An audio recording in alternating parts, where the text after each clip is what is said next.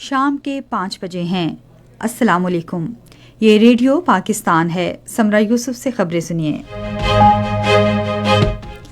اہم خبروں کا خلاصہ۔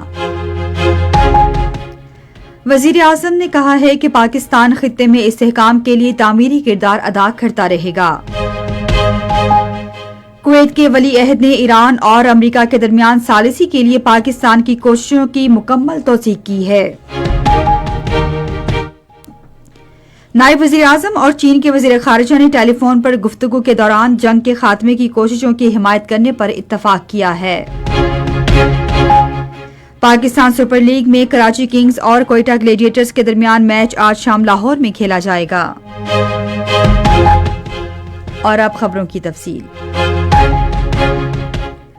وزیر اعظم محمد شہباز شریف نے کہا ہے کہ پاکستان خطے میں امن و استحکام کے لیے اپنا تعمیری کردار ادا کرتا رہے گا۔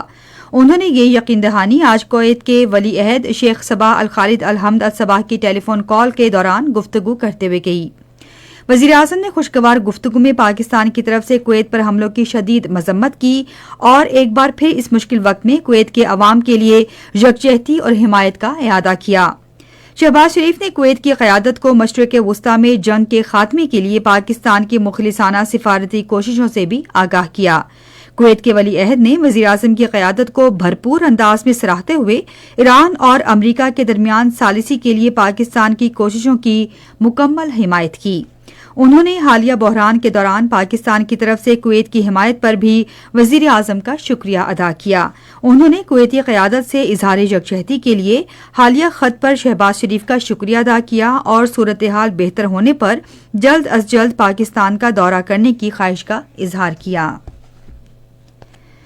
پاکستان اور چین نے مشرق وسطی اور پورے خطے میں امن و استحکام بحال کرنے کی ضرورت پر زور دیا ہے۔ اس بات کا اظہار آج نائب وزیر اعظم اسحاق ڈار اور چین کے وزیر خارجہ وانگ ژی کے درمیان ٹیلی فون پر گفتگو کے دوران کیا گیا۔ انہوں نے ان تمام کوششوں کی حمایت کی جن کا مقصد جنگ کے فوری خاتمے، امن مذاکرات کی بحالی، ان ممالک کو تحفظ دینا جو جنگ میں شامل نہیں ہیں، جہاز رانی کے راستوں کی سلامتی اور اقوام متحدہ کے منشور کی پاسداری کو یقینی بنانا ہے۔ دونوں رہنماؤں نے مذاکرات اور سفارتکاری کے ذریعے تمام تنازعات کے حل کے لیے اپنی کوششیں جاری رکھنے پر بھی اتفاق کیا۔ وانگ ژی نے اس سلسلے میں جاری کوششوں پر چین کی جانب سے پاکستان کو سراہا اور اس کی حمایت کا اظہار کیا۔ سابق صدر آزاد جموں کشمیر ایمبیسیڈر مسعود خان نے امریکہ اور ایران کے درمیان طول پاتی کشیدگی میں پاکستان کے قابل بھروسہ اور مؤثر ثالث کے طور پر بڑھتے ہوئے کردار پر زور دیا ہے۔ بدلتی ہوئی علاقائی صورتحال کے حوالے سے ایک انٹرویو میں انہوں نے کہا کہ پاکستان کی سفارتی مضبوطی امریکہ اور ایران دونوں کے ساتھ متوازن اور قابل اعتماد تعلقات اور خلیجی ملکوں کے ساتھ گہرے روابط میں مضر ہے۔ انہوں نے کہا کہ اس منفرد حیثیت کے باعث پاکستان حساس اور اعلیٰ سفارتکاری کے لیے ایک قابل اعتماد ملک کے طور پر کردار ادا کر رہا ہے۔ خوراک اور زراعت کے ادارے کے اعلیٰ ماہر معاشیات میکسیمو ٹوریرو نے کہا ہے کہ آبنہ ہرمز کی بندش کے باعث عالمی سطح پر خوراک کی دستیابی شدید متاثر ہو رہی ہے۔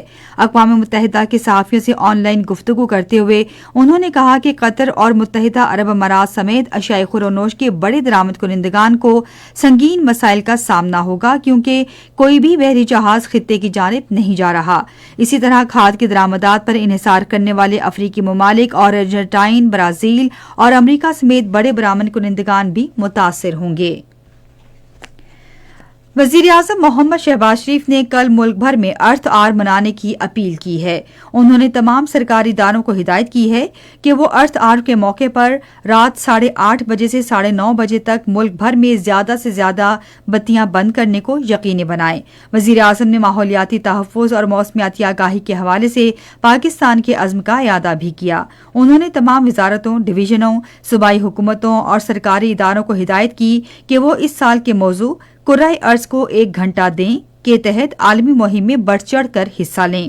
ارتھار کا مقصد شہریوں، اداروں اور حکومتوں کی حوصلہ افزائی کرنا ہے کہ وہ فطرت کے تحفظ، توانائی کی بچت اور موسمیاتی ذمہ داری کے حوالے سے اس بامقصد اقدام کے لیے 1 گھنٹہ وقف کریں۔ ارتھار دنیا بھر میں ہر سال مارچ کے آخری ہفتے کے روز منایا جاتا ہے، جس کے دوران علامتی طور پر مقامی وقت کے مطابق رات 8:30 بجے سے 9:30 بجے کے درمیان غیر ضروری روشنیاں بند کر دی جاتی ہیں۔